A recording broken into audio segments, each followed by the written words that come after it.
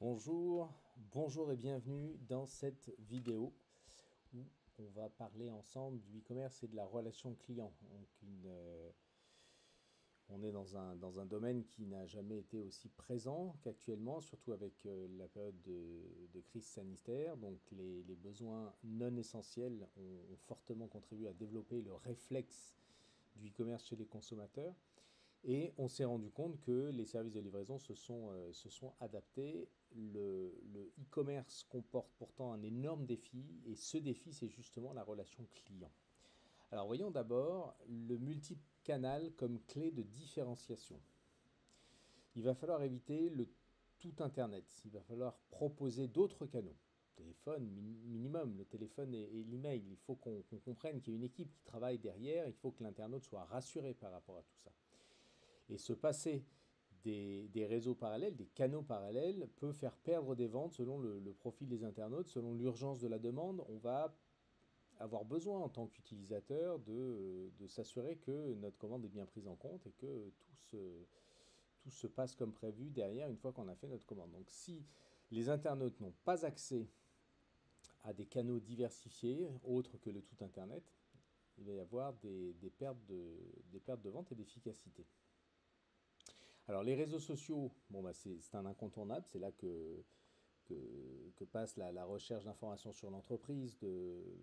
L'internaute va aller se renseigner beaucoup sur les réseaux sociaux, et ils vont se renseigner également beaucoup sur la foire aux questions, la fameuse FAQ.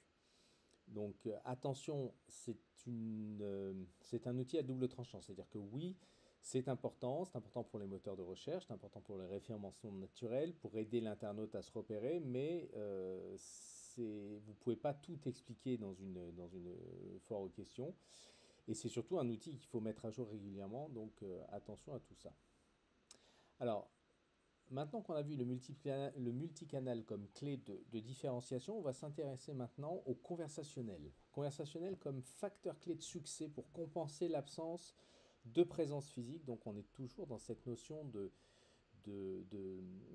les bonnes recettes, les bons ingrédients qu'on va utiliser au niveau du e-commerce par rapport à la relation client. Alors la conversation instantanée, bon, bah, c'est vraiment un petit peu la panacée pour aller compenser l'absence de présence physique. Il faut l'utiliser, il faut l'utiliser même sans modération. Les chats notamment constituent une aubaine par rapport à ça. Ça permet un échange en temps réel, ça permet de rassurer l'internaute. Et il faut s'assurer en termes de temps et de ressources, par contre, que vous allez être capable de suivre. Hein, par rapport même au chat, il faut qu'il y ait quelqu'un derrière, normalement, hein, quand vous parlez de chat conversationnel, il faut qu'il y ait quelqu'un derrière. Et puis, on va voir les trois types de chats. Donc, le premier étant celui dont on vient de parler, le live chat, c'est-à-dire que vous avez un conseiller en direct qui est en relation avec l'internaute et qui échange avec lui en temps réel.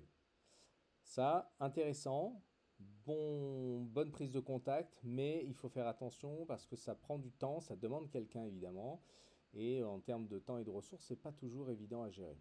Ensuite, vous avez ce qu'on appelle le chatbot, c'est-à-dire que vous avez un robot qui repose sur une intelligence artificielle, qui va tenter de répondre aux questions des internautes avec plus ou moins de pertinence, et c'est un robot qui va s'appuyer sur des questions-réponses qui vont être programmées à l'avance et qui vont se déclencher en fonction des mots-clés qui vont être tapés par l'internaute. Alors, la puissance des chatbots est vraiment variable d'une entreprise à l'autre. Alors, ça peut être une aide vraiment précieuse, ce chatbot, comme une source de frustration assez importante. Je vous donne l'exemple au niveau bancaire, par exemple. Si vous voulez faire une opposition à votre carte ou ou déclarer une fraude ou quoi que ce soit, le chatbot va vous aider très rapidement, va vous donner les informations nécessaires. Vous allez avoir le numéro de téléphone que vous allez pouvoir utiliser.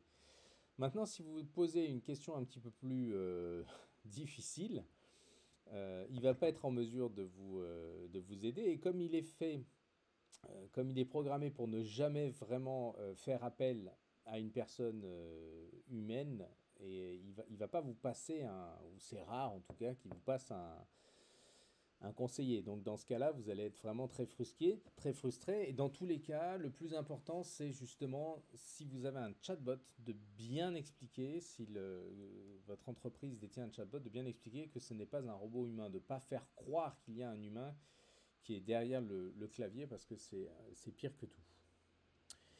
Alors, donc on a vu le chatbot, on a vu le live chat, et le troisième type de chat, c'est ce qu'on appelle le click-to-chat. Donc lui, c'est une solution qui va se mettre en route selon le comportement de l'internaute. Notamment, il va se mettre en route quand on sent que l'internaute est proche de la conversion. Hein, on n'est pas loin de la conversion de la vente, mais on sent qu'il y a besoin d'un petit accélérateur. Donc vous avez toutes sortes de solutions qui se mettent en route. Et c'est notamment utilisé par, si vous avez l'occasion de passer par des sites comme Cdiscount, bon, bah, vous verrez qu'à un moment donné, vous avez le message d'une personne par chat qui vous dit est-ce que vous avez besoin d'aide. Voilà, ce qu'on appelle en fait finalement le click to chat. Ensuite, pour la multiplication des canaux, pour le conversationnel comme facteur clé de succès, on ne va pas utiliser seulement les chats, on va utiliser aussi tous les canaux qui sont finalement à disposition de l'internaute et que l'internaute considère comme quelque chose euh, bah, de réel, de précis, qu'il utilise de son côté habituellement, de manière, par exemple, vous avez les SMS, vous avez les solutions de visio comme WhatsApp, Skype, Zoom, Teams. Donc tout ce que l'internaute va avoir à portée de main et qu'il va utiliser de manière commune, il va falloir aussi être capable de travailler là-dessus. Alors, troisième partie, la durée moyenne de traitement, le nerf de la guerre. Donc c'est ce qu'on appelle la DMT, c'est-à-dire c'est un indicateur clé, la durée moyenne de traitement, qui permet de mesurer la rapidité des réponses qui sont apportées aux clients. Hein. C'est un très bon indicateur justement pour la gestion des ressources humaines, pour savoir si on est assez staffé au niveau que ce soit dans n'importe quel canal utilisé, si on est assez staffé, si on a assez de monde pour répondre aux besoins des clients. Et dans tous les cas, il va falloir s'adapter vraiment aux standards des différents canaux qui sont proposés. C'est-à-dire que en fonction du canal, les internautes vont s'attendre à une réponse plus ou moins rapide. Donc, par exemple, par les réseaux sociaux, on s'attend à ce que le temps de réaction soit beaucoup plus rapide que par une demande par email, par exemple. Hein. Et donc, il faut vraiment il faut répondre à ces standards-là. Et c'est pareil, si le temps d'attente est trop important, il y a une perte au niveau de l'image de l'entreprise. C'est pareil quand quand vous avez un temps d'attente trop important par téléphone, bon, ça vient écorner l'image de l'entreprise, ça vient faire monter en flèche l'insatisfaction de clients.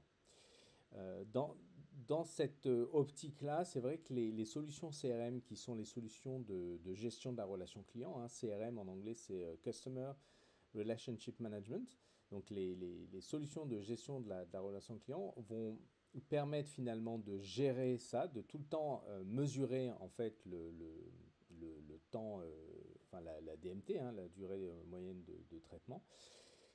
Et ça va permettre donc de faire en sorte d'adapter le nombre de personnes qui sont présentes au niveau des plannings.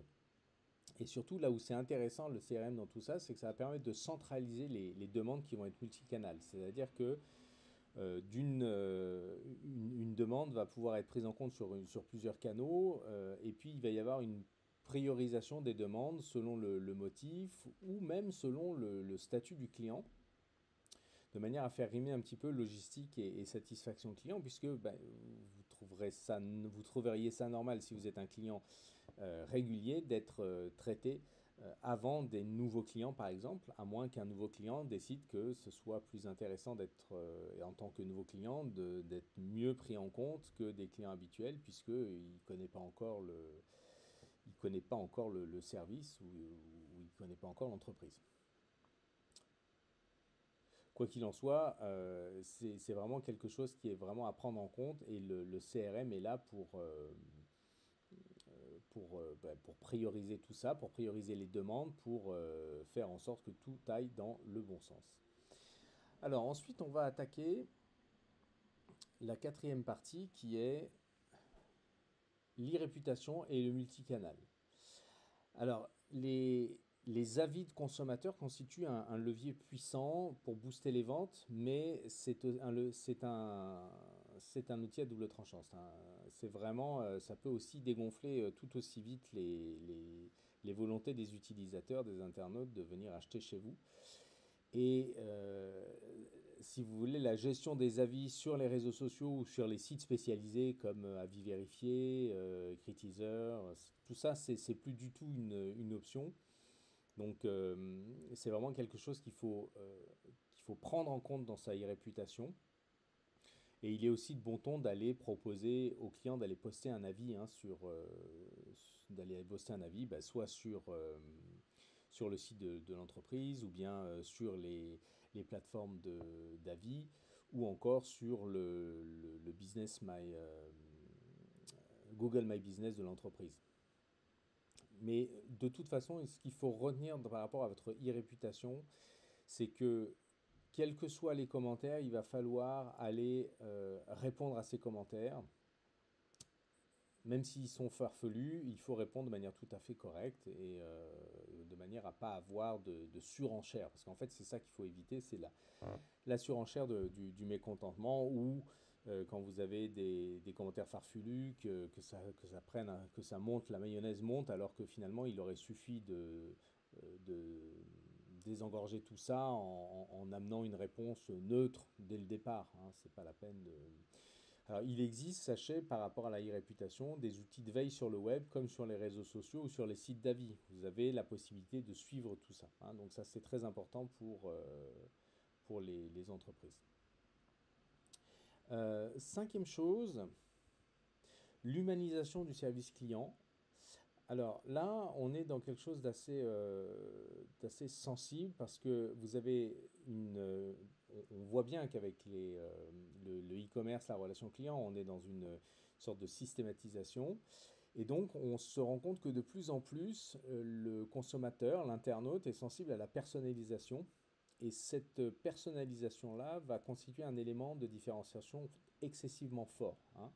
Mais cette personnalisation, elle ne va être possible que si vous avez une parfaite connaissance du client. Donc il faut profiter de la manne de données qui sont disponibles pour personnaliser justement cette relation en se référant notamment à l'historique d'achat. Vous allez aller regarder l'âge du client, le panier moyen, ce qu'il achète habituellement. Donc je vous donne un exemple. Il faut réussir finalement à utiliser cette data pour contourner toutes les problématiques de relation client que vous allez utiliser. L'exemple que je voulais vous donner était le suivant. Si vous avez une réclamation, par exemple, si vous avez une réclamation par rapport à une commande, pardon, un client qui fait une commande et qui dit, ben voilà, j'ai reçu ma commande, mais elle était partielle. Bon, alors, vous allez donc vérifier tout ça grâce au CRM, grâce à l'ensemble des datas que vous avez. Et finalement, vous allez renvoyer l'élément manquant et vous allez lui rajouter quelque chose qui correspond à ses goûts personnels. Parce que les datas vous auront permis d'aller jusque-là. Donc du coup, vous allez faire passer un sujet d'insatisfaction en impression de sursatisfaction. Hein. On a l'impression que le client que l'entreprise a dépassé ses limites grâce à la personnalisation de la relation client. Donc tout ça pour dire que, en conclusion, le service client va constituer la priorité du e-commerce. C'est vraiment la gageure par rapport au e-commerce. Et c'est d'autant plus vrai que les conseillers vont être les points de contact privilégiés avec le client, quel que soit le canal que vous aurez choisi, le ou les canaux qui auront été utilisés, donc email, appel téléphonique, chat, j'en passe et des meilleurs. Et le problème, c'est que cette relation doit être privilégiée, donc ça veut dire que vos conseillers vont devoir répondre parfaitement aux standards de l'entreprise, donc aux standards, aux promesses de l'entreprise, et donc ce sont les standards auxquels les clients sont en droit de s'attendre. Donc par rapport à une excellente connaissance finalement des produits de l'entreprise elle-même, de ses valeurs, de sa mission, de sa vision, surtout de ses produits et de ses services, avec l'utilisation aussi de l'outil CRM, les conseillers, ils vont être en mesure finalement de répondre au niveau de satisfaction attendu en termes de relations commerciales dans la perspective du e-commerce. Donc c'est toujours important de garder ça en tête. On a cette notion de e-commerce excessivement reliée à la relation client par rapport à cette interactivité qui doit être tout le temps mise à jour. Notamment, il ne faut pas oublier que les conseillers doivent être tenus au courant systématiquement de l'ensemble des modifications des services et des produits de l'entreprise, hein, de toutes les offres, de toute l'évolution de l'offre. Dès qu'il y a des remises particulières, il faut qu'ils soient au courant, il faut qu'ils puissent être en mesure de répondre correctement aux demandes de l'utilisateur. Et surtout, il faut qu'ils soient vraiment formés, c'est-à-dire qu'il faut qu'ils soient capables de faire preuve d'écoute, d'empathie, et puis, ne serait-ce que être capable de répondre correctement à une insatisfaction client. C'est-à-dire vous avez quelqu'un qui est en colère au téléphone, il faut être en mesure de répondre à ça. Et donc ça passe par avoir pour le conseiller un bon niveau d'information en permanence et une bonne connaissance de toutes les valeurs de l'entreprise. Donc on comprend bien que le service client constitue la priorité numéro une du e-commerce. Je vous remercie beaucoup et je vous dis à très bientôt pour une nouvelle vidéo.